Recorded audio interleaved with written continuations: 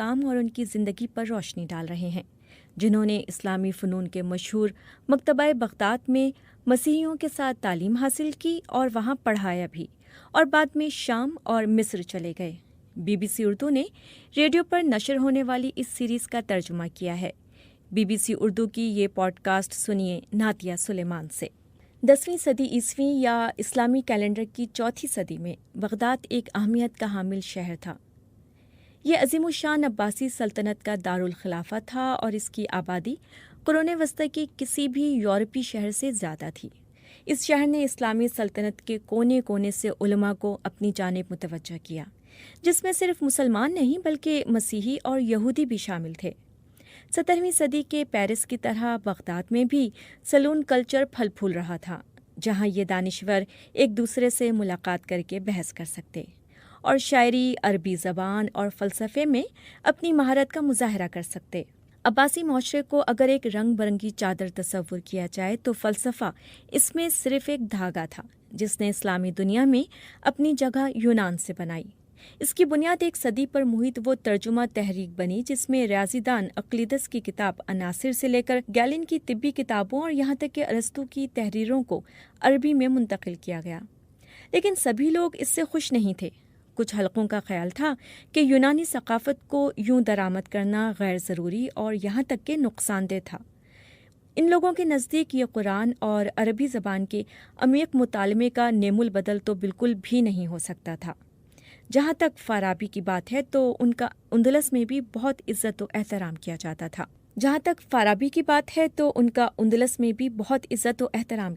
تھا۔ اندلس کے عظیم یہودی فلسفی موسیٰ بن میمون اپنے شاگردوں کو فارابی کا کام ایک نفیس پھول قرار دے کر پڑھنے کی تلقین کرتے۔ تو آخر یہ شخص فارابی کون تھے؟ بدقسمتی سے ہم ان کی زندگی کے بارے میں زیادہ کچھ نہیں جانتے۔ ان کے نام سے معلوم ہوتا ہے کہ وہ وسطی ایشیا کے 2 علاقوں فاراب یا فریاب میں سے کسی ایک جگہ سے تعلق رکھتے تھے۔ انہوں نے مکتبہ بغداد میں مسیحیوں کے ساتھ تعلیم حاصل کی اور وہاں تدریس میں بھی مشغول رہے، جس کے بعد وہ مصر اور شام کے سفر پر نکل گئے، جہاں انہوں نے 10ویں صدی عیسوی کے وسط میں دمشق میں وفات پائی۔ ان کی تحریروں سے مکتبہ بغداد کے مقصد کی عکاسی ہوتی ہے۔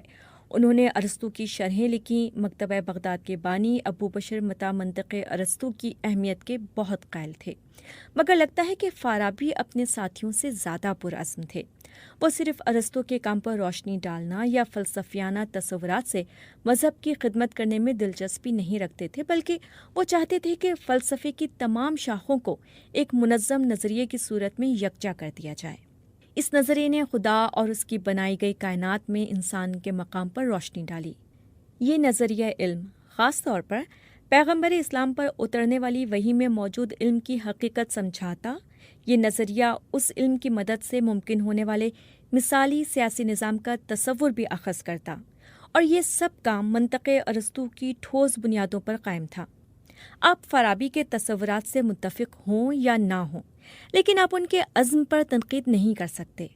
ہر چیز کے بارے میں فارابی کے منظم ویژن کی بنیاد میں کائنات اور ایک مثالی سیاسی معاشرے کے درمیان موازنہ نظر آتا ہے۔ دونوں میں ایک ہی حکمران ہے۔ کائنات میں وہ حکمران خدا ہے۔ قدیم اجماع کی پیروی کرتے ہوئے فارابی کا بھی یہی تصور تھا کہ کائنات ایک دوسرے میں مدغم متعدد شفاف گروہوں کی حامل ہے، جو مسلسل زمین کے گرد دائروں کی صورت میں گھوم رہے ہیں۔ فارابی ایک مرتبہ پھر ارسطو کی پیروی کرتے ہوئے یہ تصور پیش کرتے ہیں کہ غیر مجسم ذہین مخلوق، آپ چاہیں تو انہیں فرشتوں کا نام دے دیں، ان کائناتی حرکات کے لیے ذمہ دار ہیں، اور اس پورے نظام کو چلانے والا خدا ہے جو اس کا خالق بھی ہے۔ تاہم ان کے نزدیک یہ سب ہمیشہ سے موجود تھا، نہ کہ ماضی میں کسی ایک مخصوص لمحے پر اس نے جنم لیا۔ یہاں پر فارابی اپنے سے پہلے آنے والے سب سے اہم مسلم فلسفی الکندی سے اختلاف کرتے ہیں۔ الکندی کی دلیل یہ تھی کہ کائنات یکایک تخلیق کی گئی اور ہمیشہ سے موجود نہیں ہو سکتی۔ کائنات کی ہمیشہ سے موجودگی کے خلاف الکندی کا نظریہ مرکزی دھارے کے فلسفے میں مقبول تھا، اور صرف ارسطو کے سخت گیر پیروکار مثلاً فارابی، ابن سینا اور ابن رشد ہی ہمیشہ سے قائم کائنات کے حق میں دلیل دیتے تھے۔ فارابی کے نزدیک اس پورے کائناتی نظام خدا کے بعد سب سے اہم عنصر کم ترین درجے پر موجود آسمانی شعور ہیں، جنہیں فرشتے کہا جاتا ہے۔ فارابی کے فلسفے میں ان کے ذمے کئی کام ہیں، جن میں زمین پر پودوں، جانوروں اور انسانوں کی پیدائش شامل ہے۔ اس کے علاوہ ان کا انسانی علم میں بھی کردار ہے، جیسے ہم روشنی کے بغیر نہیں دیکھ سکتے، اس طرح اس شعور کے بغیر ہم سوچ بھی نہیں سکتے۔ اور بالکل جس طرح کچھ لوگ دوسروں کے مقابلے میں زیادہ بہتر انداز میں دیکھ سکتے ہیں، اسی طرح کچھ لوگ دوسروں کے مقابلے میں سوچنے میں زیادہ کامیاب ہوتے ہیں۔ فارابی کا خیال ہے کہ کامل فلسفی وہ سب کچھ سمجھ سکتا ہے جس کا علم آسمانی شعور کے اندر موجود ہے۔ وہ یہ تو دعویٰ نہیں کرتے کہ وہ خود اس مقام پر پہنچ چکے ہیں، لیکن وہ یہ دلیل ضرور دیتے ہیں کہ اصولی طور پر ایسا ہونا ممکن ہے۔ چنانچہ یہ واضح ہے کہ فارابی کے نزدیک ایسے لوگ ضرور رہے ہیں، کیونکہ یہی وہ فہم اور علم ہے جو کسی پیغمبر کے پاس موجود ہوتا ہے۔ ظاہر ہے کہ وہ سب سے پہلے پیغمبر اسلام کے بارے میں اس بات کے قائل ہیں، اور ان کے علاوہ اسلامی کتب میں مذکور دیگر سچے پیغمبران کے بارے میں بھی، جن میں حضرت آدم سے لے کر حضرت عیسیٰ تک شامل ہیں۔ مسلمانوں کا عقیدہ ہے کہ حضرت عیسیٰ پیغمبر تھے، اور ظاہر ہے کہ وہ ان کو خدا کا روپ نہیں مانتے، لیکن اس کے باوجود فارابی کبھی بھی واضح طور پر یہ سب کچھ نہیں کہتے، بلکہ وہ دانستہ طور پر پیغمبر کا تصور ایک مجرد انداز میں پیش کرتے ہیں اور پیغمبر اسلام یا کسی دوسرے پیغمبر کا نام نہیں لیتے۔ وہ پیغمبر کے بارے میں یہ تصور پیش کرتے ہیں کہ ان کے پاس ایک کامل فلسفی کا علم ہوگا اور وہ عوام کی رہنمائی کرنے کی صلاحیت رکھتے ہوں گے۔ چنانچہ فارابی کے نزدیک ایک مثالی حکمران بیک وقت ایک فلسفی اور ایک پیغمبر ہوگا۔ تو پیغمبر کے پاس ایسا کیا ہوتا ہے جو ایک کامل فلسفی کے پاس نہیں ہوتا، اور ایسا کیوں ہے کہ وہ کسی رعایا پر اتنے مؤثر انداز میں حکمرانی کر سکتے ہیں؟ اس کا جواب یہ ہے کہ دوستانہ آسمانی شعور یا فرشتوں کی مدد سے پیغمبر وہ طاقتور اور پر اثر علامتیں پیدا کر سکتے ہیں جو ان کے علم کو عام آدمی کے ذہنوں تک منتقل کر سکتی ہیں۔ عام شہری فلسفیانہ بحث کو اتنی آسانی سے نہیں سمجھ سکتے اور نہ ان کی پیروی کرتے ہیں۔ اس لیے اگر ان لوگوں کو صحیح چیز ماننے اور صحیح چیز پر عمل کرنے کے لیے قائل کرنا ہے، تو پیغمبری کے لیے ضروری ہے کہ وہ ایک ٹھوس اور واضح انداز میں ان کے لیے کشش کا سامان پیدا کریں۔ اس لیے منطق ارسطو سے یہ دلیل دینے کے بجائے کہ ہمیشہ سے موجود کائنات کو پیدا کرنے والی کوئی ذات ہے، پیغمبر شاید خدا کو ایک ایسے بادشاہ کے طور پر پیش کریں جو ایک تخت پر ہے۔ اخلاقیات کے تصورات پر بحث کرنے کے بجائے پیغمبر شاید لوگوں کو سیدھی راہ پر چلنے کی ترغیب دینے کے لیے اگلی دنیا میں موجود سخت گیر سزاؤں کی خوفناک تفصیلات بیان کریں۔ فارابی کے نزدیک حقیقت کو اس طرح علامتی طور پر پیش کرنا ہی مذہب ہے۔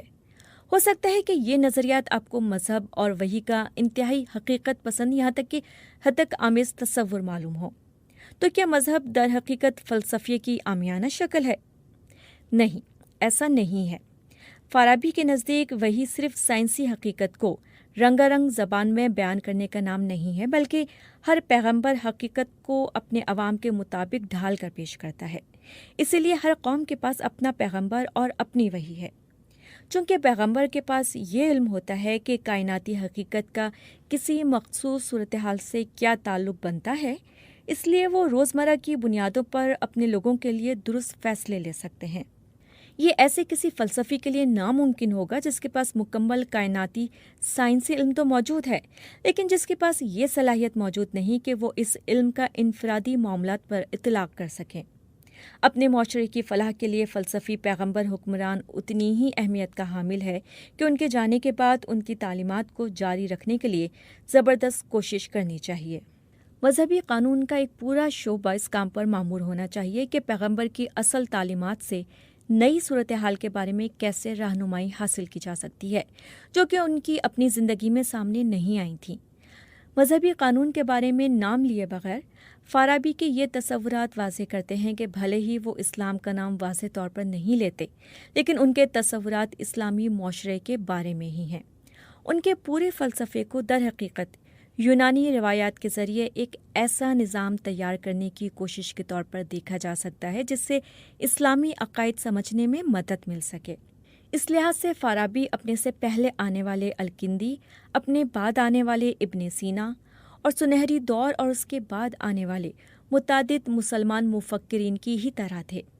فارابی اور ان کے مکتبہ بغداد کے ساتھیوں نے ارسطو اور دیگر یونانی مفکرین کے ساتھ ایک پائیدار تعلق کے قیام میں مدد دی، لیکن انہوں نے صرف یونانی تصورات کو جوں کا توں نہیں مان لیا۔ فلسفے کے نقادوں کے برخلاف انہوں نے یہ ثابت کر دکھایا کہ یہ غیر ملکی اور بت پرستانہ تصورات کو کیسے ایک نئے فلسفے میں ڈھالا جا سکتا ہے جو ابراہیمی عقائد سے مطابقت رکھتا ہو۔ یہ ایسا فلسفہ تھا جو مذہبی حدود سے بالاتر تھا، اور اس لیے اسے پیدا کرنے والے شہر بغداد کے لیے بالکل موزوں تھا، جو عباسیوں کی مذہبی اور قومی بنیادوں پر قائم کی گئی سلطنت کا سب سے زیادہ متنوع شہر تھا۔